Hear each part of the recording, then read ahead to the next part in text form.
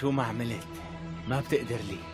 أنا فيني أطلع بروحك هلأ، بس أنا بدي خليك توقف تواجه العدالة. أخي أخي أخي أخي أخي، كأنه تأخرنا على الحفلة.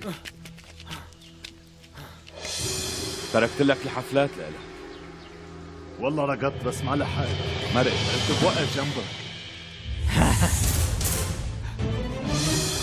اصحكم تلتفتوا لهون.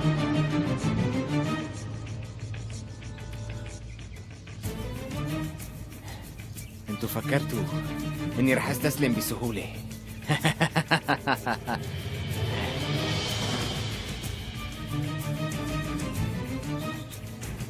انت يا صياد البشر، هي لحظة حياتك الأخيرة.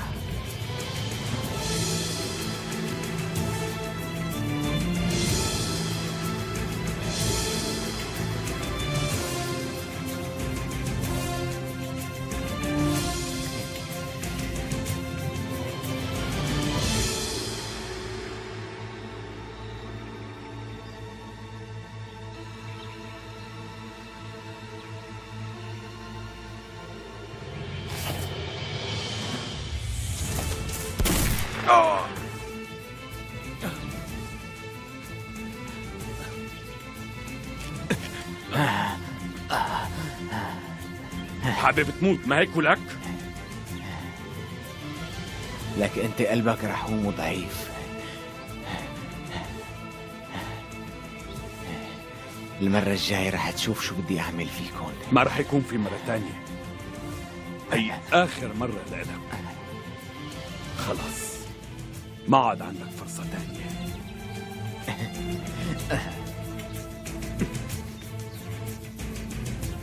أخي ما توسخ إيدك بهالوسخ.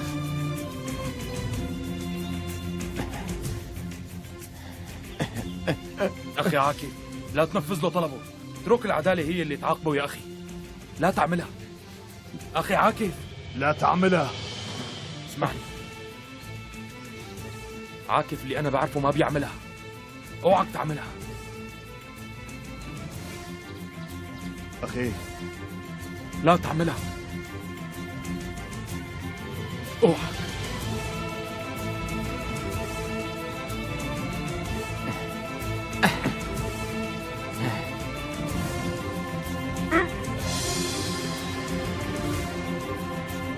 يلا يا حقير.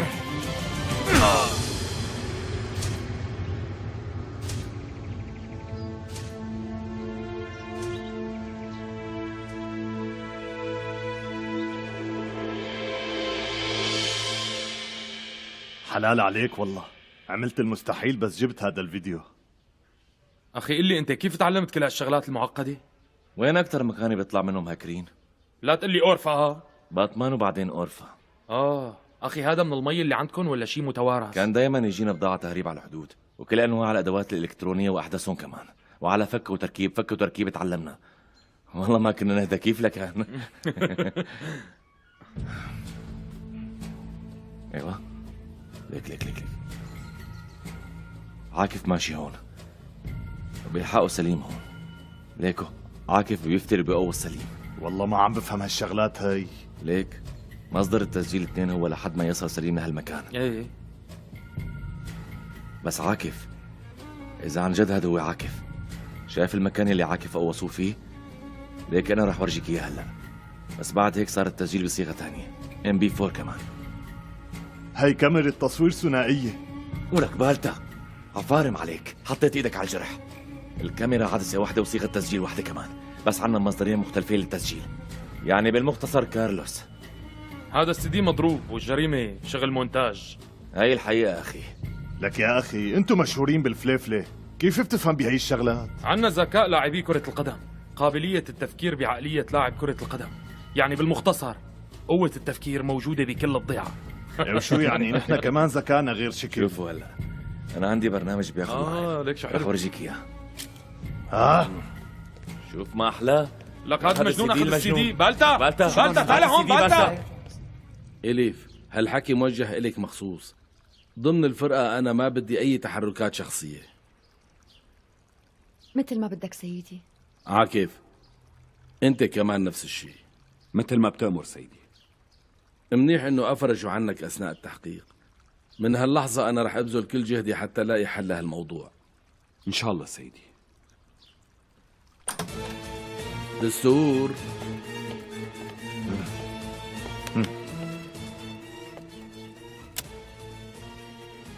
شو هاد؟ سيدي مهكر سيدي.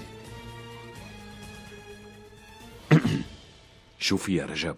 كل خير إن شاء الله. فبركولك سيدي يا أخي. حلينا اللغز، يعني مشكلتك كلها انحلت.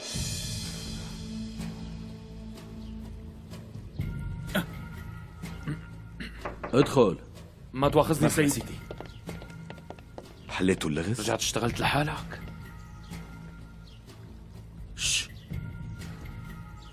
سيدي، رجب ما أعطاني فرصة لأجي لعندك وأشرح لك.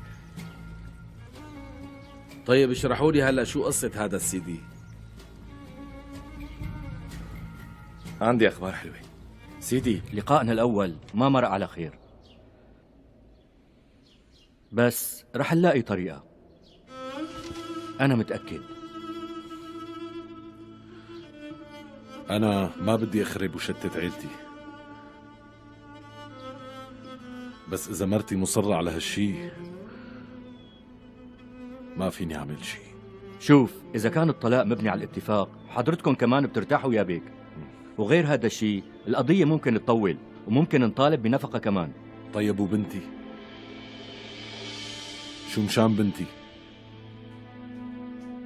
أنا من اليوم ورايح اللي بيعنيني مصلحة بنتي أولا، وهذا كل شيء. نحن عرفنا إنه حضرتك هلأ ما عم تشتغل وعندك تقرير طبي بهالشي، وبصفتك أب بدون شغل تواجد البنت عندك وبوصايتك من المستحيل إنه يتحقق.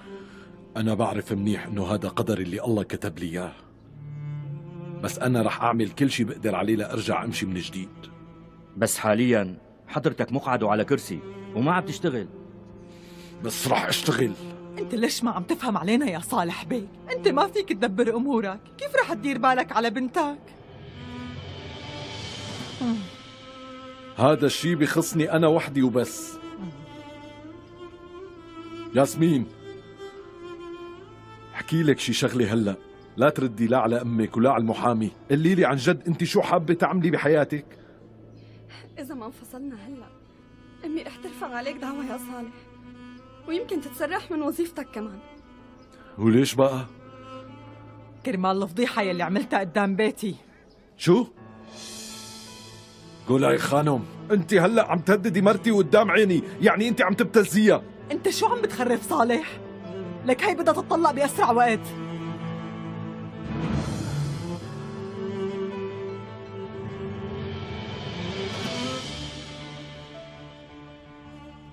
اسمعي ياسمين، إذا في أي تهديد بهذا الموضوع نحن فينا نوقف بوجه هذا التهديد، بس إذا كنتي أنت خايفة من الحياة معي ومن الفقر، وإذا همك بس الدنيا، أنا من حالي بطلقك عن طيب خاطر.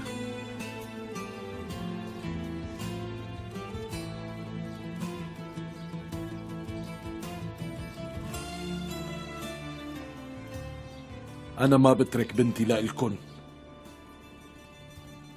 هي تحت مسؤوليتي أنا لوحدي، وما راح أترك لكم إياها.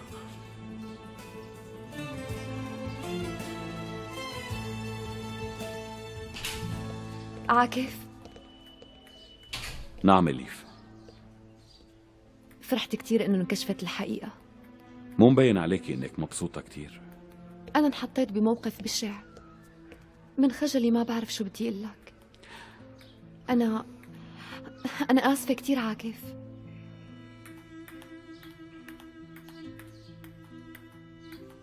أنت مو من دون سبب عملتي هالشي أليف، كأنه في حدا محرضك علي. مين ممكن يعمل هيك؟ يعني مين من مصلحته اتخانق أنا وياك؟ أنا رح أقدم طلب بخصوص الدعوة المرفوعة ضدك. ورح سلم السي دي للنيابة العامة.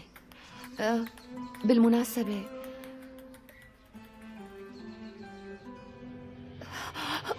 إليف، أنت منيحة؟ ما فيني شي، غبشوا عيوني شوي. باين إنك مو منيحة، خليني أخدك على المشفى. لا ما في شي خطير، بتحسن لحالي. اسمعي، ما في لزوم تتعبي حالك بهي القصة أكثر. أنا بحل الإجراءات تبع الدعوة. تمام؟ تمام. يلا نمشي، لازم ترتاحي.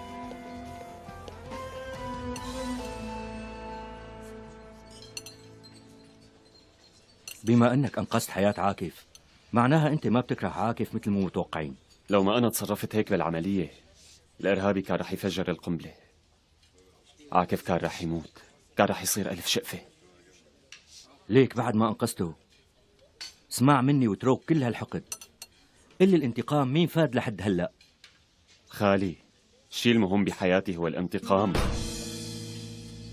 لو عاكف مات بالعملية كان كل شغلي راح على الفاضي. عاكف ما رح يفيدني وهو ميت. أنا بدي إياه يضل عايش حتى دوقه العذاب. رح تروح حالك معه يا ابني. بكفيني يتعذب هو. أنا تعودت على العذاب من زمان، خلص حطيته براسي. لك منك. قل لي شو لازم أعمل لأقنعك؟ عاكف سرق مني كل حياتي، مسح فيني الأراضي، وما ترك لي أي سبب لعيش كرماله. وطول ما أنا عايش رح كون مثل خياله ملاحقه، رح بهدله على الآخر، رح نزله لتحت الأرض. فضل شغلك وإصرارك أنا صرت بريء هلأ. استغفر الله أخي، أنا من الأول ما اقتنعت وصرت لاحق الحقيقة لأني متأكد من براءتك. مين من مصلحته يعمل لك هذا الفخ؟ لك انت بس دلني عليه لهالواطي اخي، ورح ادفن لك اياه هو فخه الوسخ. والله بتعملها يا صاحبي، أنا بعرفك.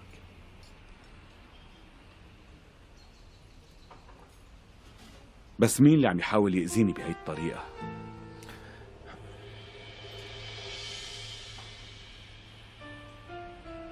سيبه، انفتحت النار علينا فجأة، بعدين اجينا مشان المعلم صالح. بس بنفس الوقت مين كان مفقود كمان؟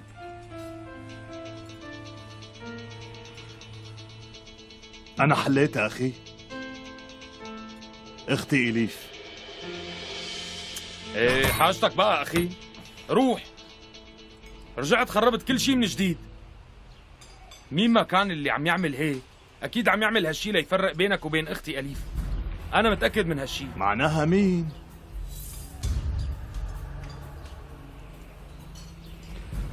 مين رح يكون؟ الباشا تبعنا إيلكار. إيلكار؟ يعني الباشا اللي معنا؟ ايه هو. شو صار لك؟ أنا فكرت بهالشي، خطر لي، بس ما قدرت أقوله لأنه واحد منا.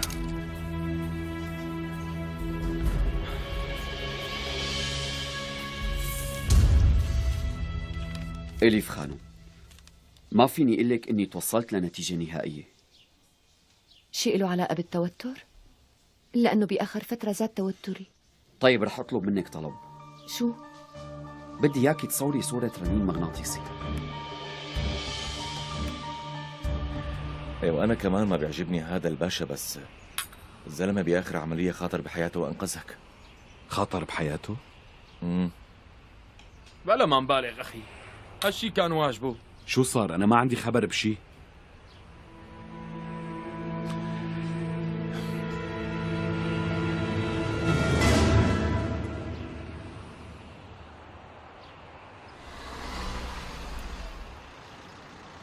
ليكي هونيك منقدر نخلص قبل ما يجي الباص. ما بيمشي الحال بنص الطريق. مين رح ينتبه؟ بدهم يانا مشان العضو. خلينا نخلص من هالقصة. ليش هن بيقبلوا بالعضو اللي بيجي من طفل؟ وليش ما يقبلوا؟ أصلا هي الأعضاء يلي بتجيب مصاري. امشي.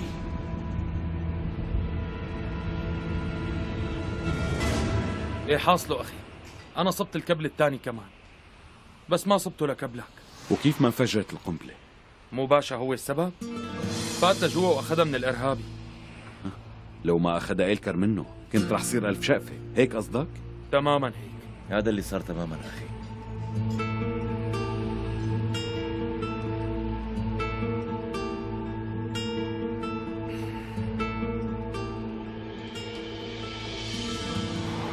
في شي برا، اطلعوا لهنيك بسرعة. هدول ليش عم بيشدوا الولد هيك؟ نأذني قلبي، خلونا نشوفهم.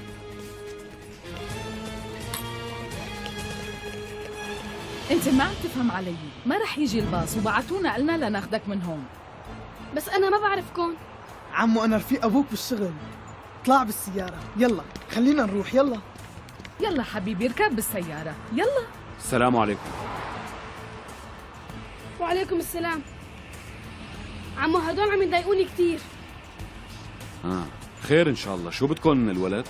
لا تتدخل، أبوه بعتنا لهون، الباص مانو جاي ونحن بدنا نوصله. يلا ابني تحرك بسرعة. عمو أنت بتعرف هالزلمة؟ لا ما بعرفه، وأبدا ما حبيته كمان. الولد عم يقول إنه ما بيعرف.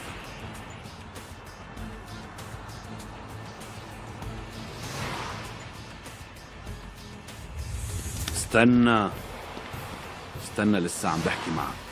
اترك ايدي، عم قل لك اترك ايدي. شو القصة؟ بدك تخطف الولد بعز دين النهار؟ يلي مثلكم بينبطحوا عنا بالسجن بين المنحرفين، بتعرف هالشي؟ اترك ايدي ولك، اترك ايدي احسن لك. خليه يركب بالسيارة بسرعة، يلا بسرعة. بالتا هذا مين انتوا لتخطفوا الولد ولك؟ ولك؟ بالتا يلا.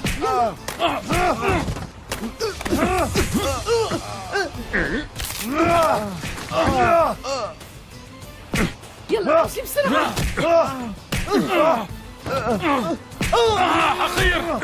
حقير منحرفين كلاب.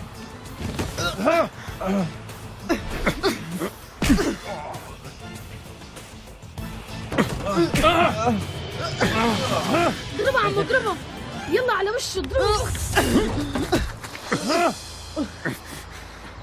شفت كيف ضربوه؟ شفت؟ عجبك صار؟ ايه.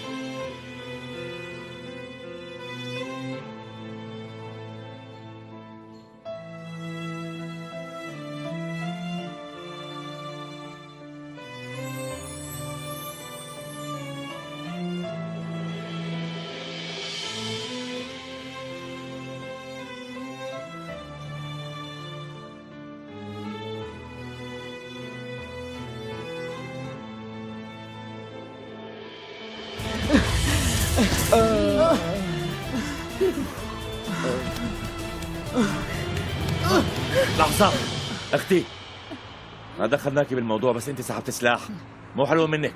انزلي لشوف، انزلي بسرعة، يلا يلا يلا. شكرا عمو، قديش إلي أنا عم بلعب على الكمبيوتر بس هي أول مرة بشوفك.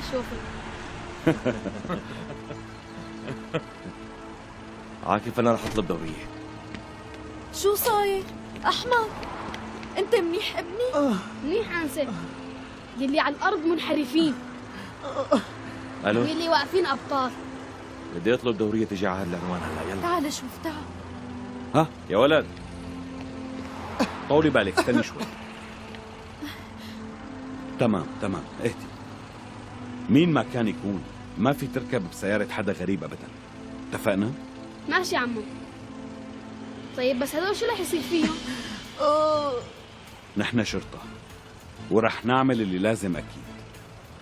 شكرا كتير، لولاكم ما بعرف شو صار. ايه الحمد لله كنا هون. هدول الرجال طلعوا شرطة، كانوا رح يموتون من الضرب. يا ريتك شفتيهم بس. شكرا كتير. العفو. لك العمى بقلبهم، لك بعز دين النهار كانوا رح يخطفوا للولد. اذا الواحد مننا ما بيخاف من الله توقع منه يعمل كل شيء. ايه والله. ايه اخي. السلام عليكم. اوه وعليكم السلام صالح. اهلين وسهلين، شلونك؟ منيح؟ منيح. شكرا سيدي. ايه شو اخبارك؟ سيدي انا لازم استمر بشغلي هون باي شكل من الاشكال. صالح شو صار لك؟ لك روح وخليك مع عيلتك مبسوط لحتى تتحسن.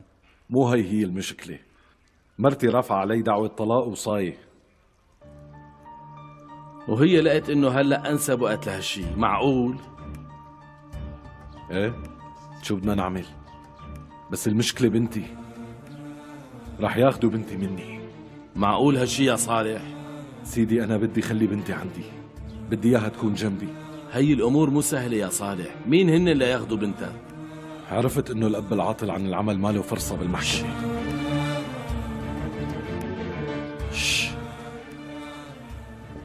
اسمع، خلينا نرجعك على الشغل بس بفرقة تانية، ما في حل تاني. بعد العمليات الخاصة بدك ياني رتب اوراق بترضى لي اياها يا سيدي؟ صالح ليك كون منطقي، وضعك ما بيسمح لك تشتغل مع المهمات. طيب انا فيني كمل كمستشار. صالح ما فيني، الأكبر مني ما بيسمحوا لك أبدا. بنكون بهي الحالة عم نخاطر بحياة الشباب بالعمليات.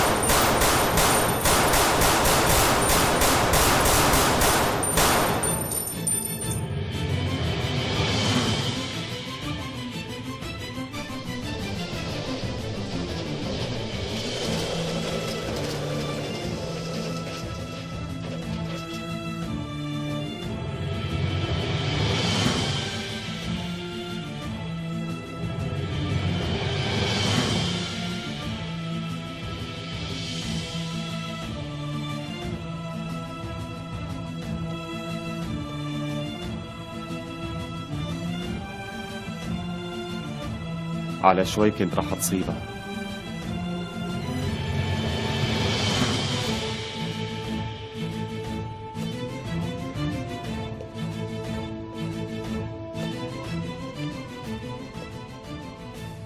مضايقك هالشي؟ والله ولا على بالي. طيب قلي شو اللي مضايقك يا إلكر؟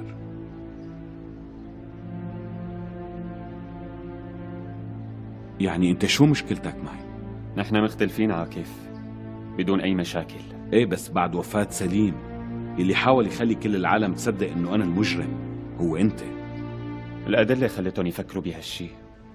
ايه بس انت من غير ما تشوف الفيديو اتهمتني كمان. لو كان كلامك صحيح ما كنت بخاطر بحياتي كرمالك ابدا. ايه بعرف باللي عملته وبتشكرك، بس من جهة تانية هذا واجبنا ولازم انه نأديه. انا فهمان قصدك منيح، بس مع هيك كان فيني اتركك. بعرف. بتفهم غيرتك مني كمان. شو؟ بلا سخافات. من وين جبت اني بغار منك كمان؟ انا بشتغل على اكمل وجه وما بتراجع عن مبادئي وما بدخل قصص الحب بشغلي. طلع فيني، إذا بتبعد عن الأمور اللي ما بتخصك أحسن لك. بموت كرمال صديقي والعدو قدامي بيموت. لهيك حاول تكون صديقي لأطول فترة ممكنة.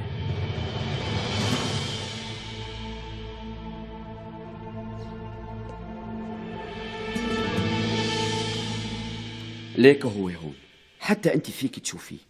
انا اول شي فكرته سرطان، يعني بحالات الاغماء يلي مثل هي منخاف انه يكون ورم سرطاني او التهاب بالاغشيه، بس التحاليل طلعت سليمه والحمد لله. طيب ممكن تشرح لي حالتي بشكل أبسط مشان أفهم عليك؟ شو رح يصير هلأ؟ بهيك حالة بنعمل عمل جراحي وبناخد خزعة لحتى نحدد شو طبيعة الورم.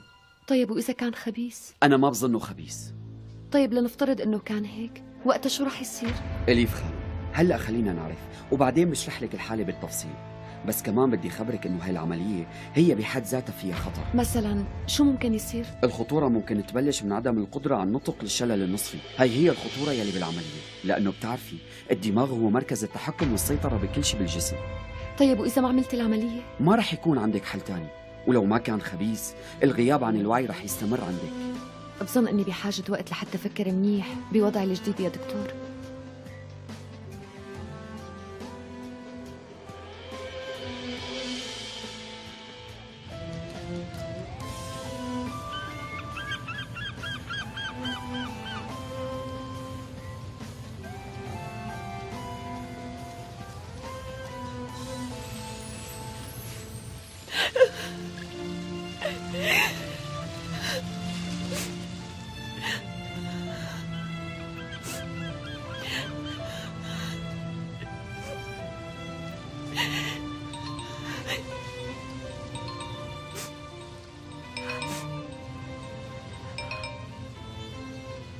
أيوة عاكف، منيحة، أنا برا، بعد شوي رايحة على النيابة. على النيابة العامة؟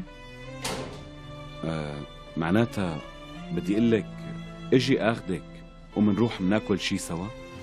ما بتعرف قديش أنا بحاجة لهالشي عاكف. إيه منروح.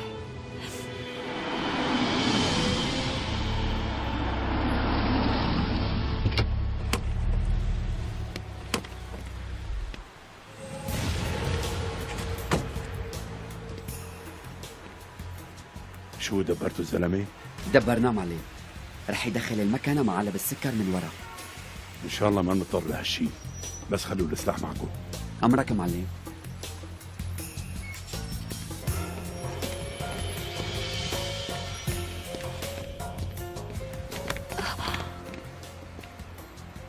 لك أخي دير بالك شوي. بعتذر منك، تفضلي. يسلموا.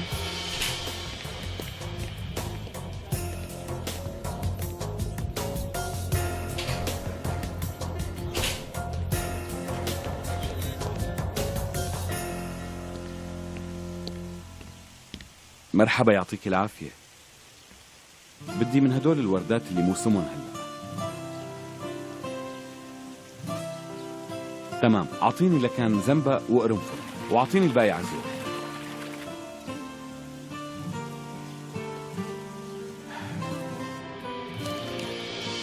هذا السي اللي حكيت لك عنه سيدي، وأنا بسقط حقي من الدعوة اللي رفعتها على عاكف أمير، بشرط إنه ينفتح التحقيق بموضوع اللي عمل هذا المونتاج ولعب هاللعبة الوسخة. خلص تأكدي إني رح أعمل اللازم. معقول يكون في قصة شخصية وراها؟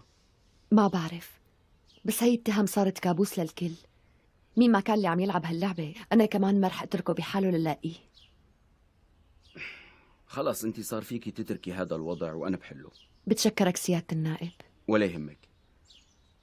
ممكن لو سمحتي تصوري هدول الأوراق وتسلميهم لمكتب السكرتيرة وأنت طالعة بطريقك إذا ما في أسئلة. طبعا سيادة النائب.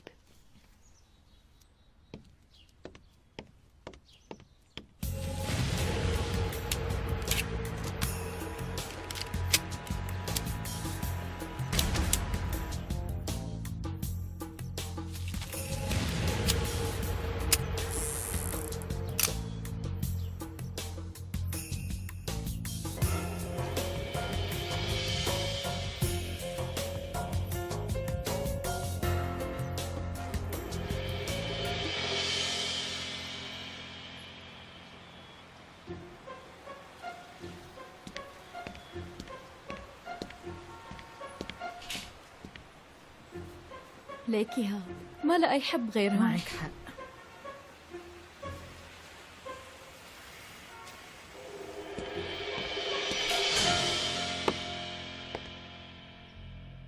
سيادة النائب يعطيك العافية. تفضلوا.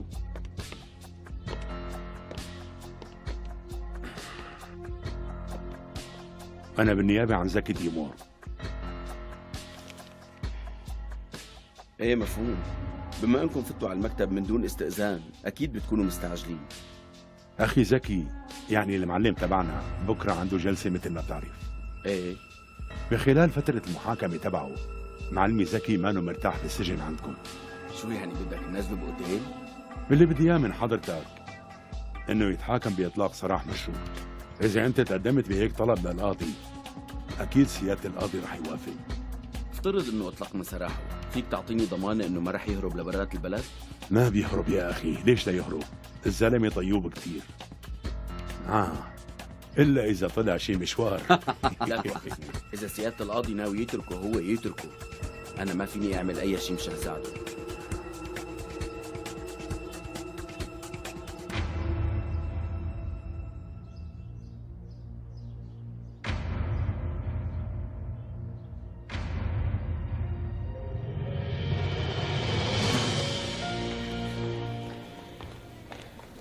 لو سمحت، وين غرفة النائب العام؟ بآخر الممر على اليمين. شكرا كتير. مو لسيادة النائب.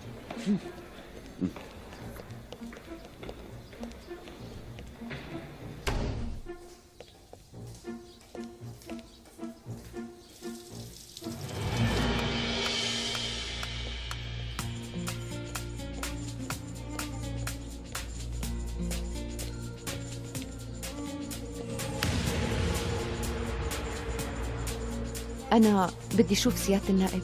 حضرة النائب مو فاضي هلأ.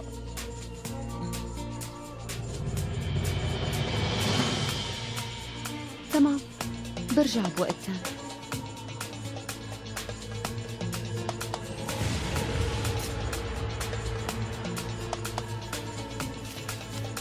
خذ، هذا آخر كلامي، بكفي لمصاريف تعليم الأولاد.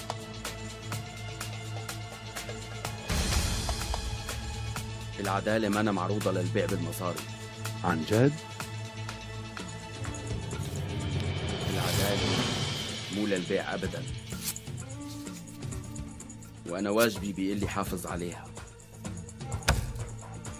أنت هلأ كسرت قلبي. معناها رح نلاقي حل تاني غير هذا.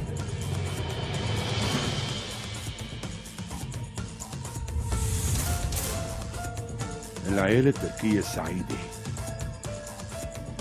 بس ما عم افهم انت كيف بترفض هالحرب وما بتفكر بمرتك وابنك؟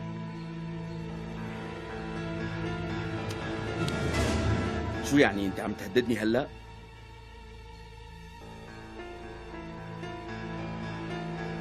كمال،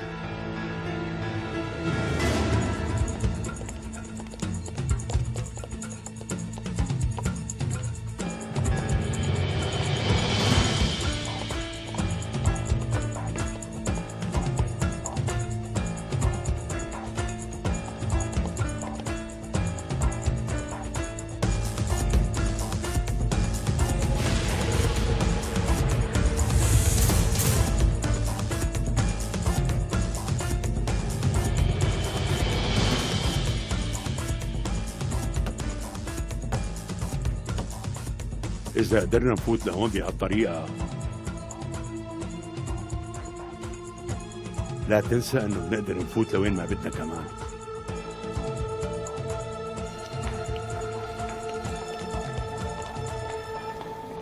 يعطيك العافية. هلأ كنت بمكتب النائب العام، يا ريت تعمل نظرة لهني. ليش خير؟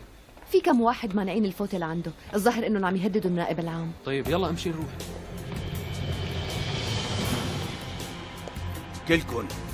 كلكن رح تتحاسبوا على هذا الشيء. اترك هاد من ايدك. اقعد محلك، اقعد ولا كنتوا تكونوا رح تتحاسبوا على عملتكم هي. شو عم يصير هون؟ يلا امسكوا هدول فورا. امرك سيدي. تحرك لهون قدامي، يلا على الحيط، على الحيط انت وياه، يلا.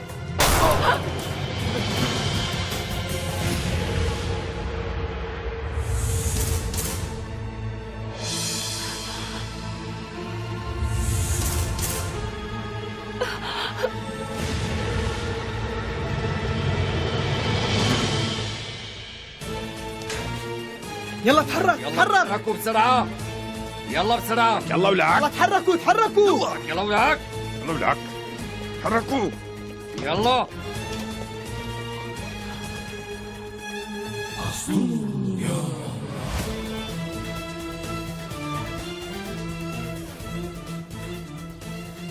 سيدي أنا عاكف.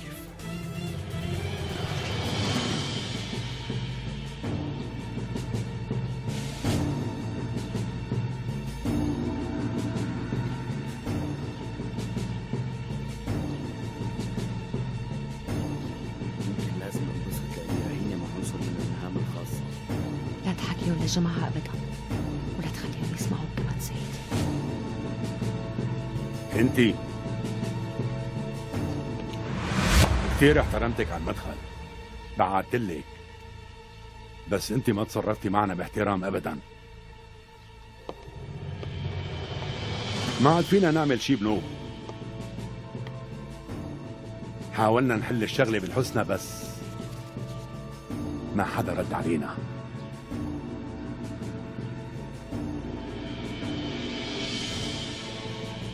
سكروا لي كل مداخل ومخارج المبنى وطالعوا لي هاد، لا تخلوه هون.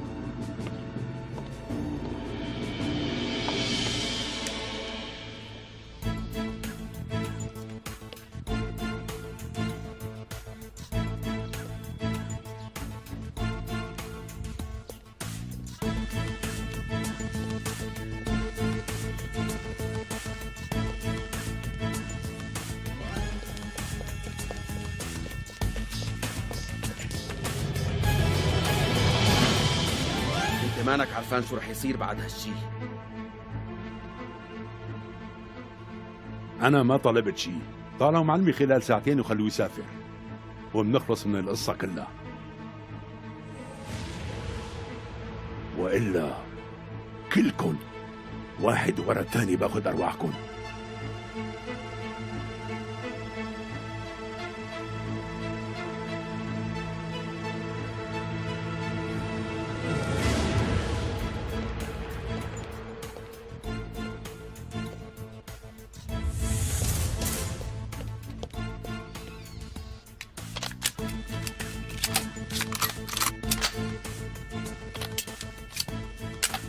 سيدي أنا كمان بدي روح.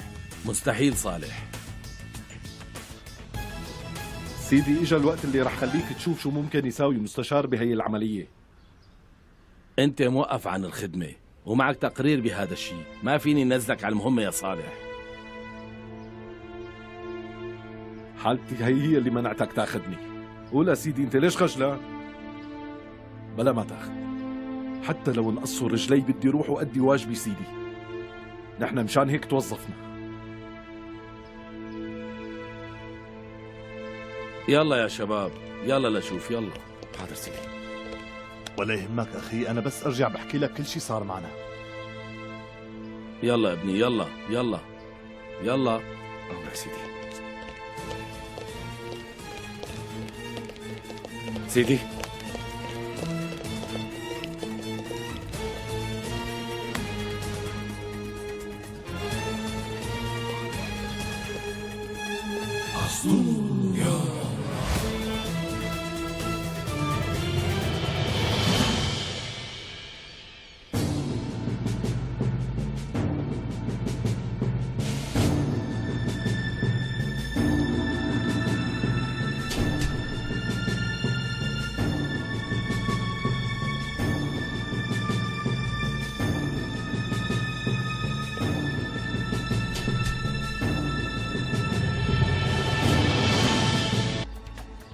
وينك طيب؟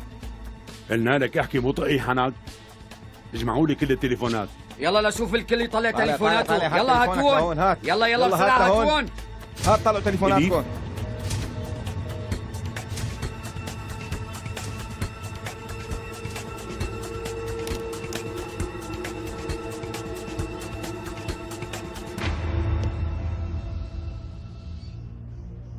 ايه شباب، في خبر حلو وخبر مو حلو. الحلو عاكف وإليف موجودين بالمبنى، والمو حلو انه إليف بين الرهائن. الجماعة عددهم بين 8 و9 أشخاص. روح لكان بسرعة يا سبع.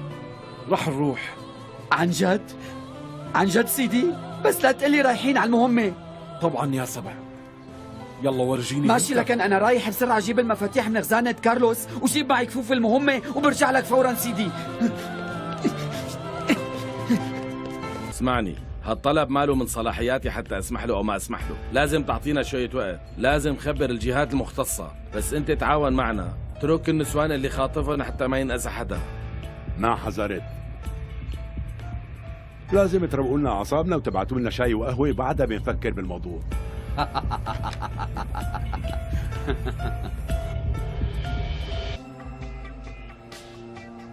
لا تاكلي هم، رح نطلع من هون سوا.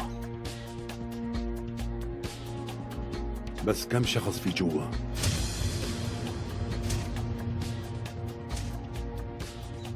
لمين هالتليفون يا حلوين؟